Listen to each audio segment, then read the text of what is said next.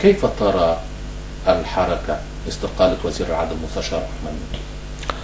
بص يا سيدي الفاضل، احنا دوما لما نحب نقيم الاشياء دايما انا دايما في رايي انا بنظر لعمل الشخص كشخص بصفته وليس بشخصه.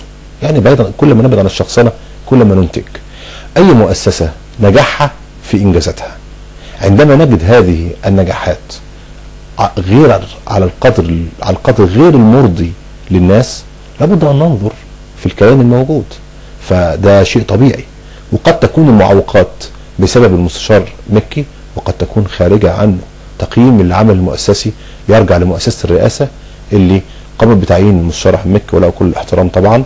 لها الحق كما أتت به أن يترك المكان، أو هو طبعا قدم استقالته. احنا لا ندري طبعا، ما حدش يعرف الغير في الحركة القادمة أن يقدم استقالته، وهذا كله حق ليه.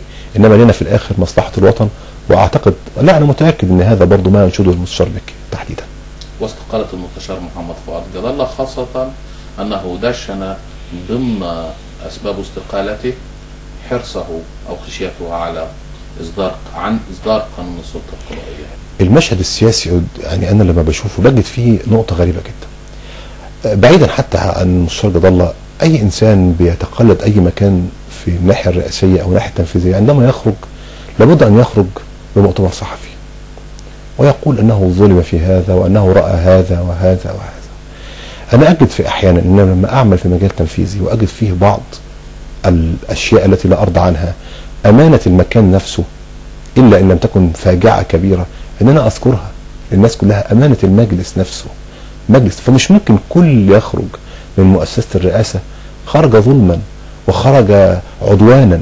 هذا يعني في كمشهد عام لا أعلم طبعا، وما تابعتش طبعا موضوع خاص بالمستشار جد الله، انما الفكره دي انا بلاحظها ورصدها كتير جدا. بلاحظ دايما كل واحد بيطلع بيعمل مؤتمر صحفي وبيشكو ان هذا موجود هذا موجود. انا شايف انها صوره غريبه جدا.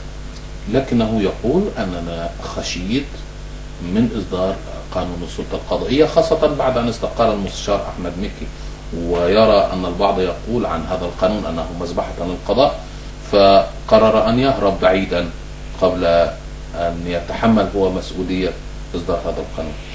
العمل الرئاسي مسؤولية الجميع. عندما تكون طرفا في العمل الرئاسي والفريق الرئاسي لابد أن تعمل في هذا الإطار.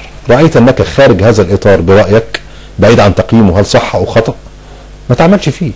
ما أقدرش طبعا أنا ألوم على وزير موجود في وزارة ينتقد وهو في الوزارة أداء الوزارة كلها. طب أنت لماذا تبقى؟ أنت في مجموعة كيان معين ولا ترضى؟ قدم استقالتك يا سيدي الفاضل واجلس في المنزل. يأتي أحد آخر متسق مع المنظومة الموجودة قد يؤتي ثماره أفضل منك.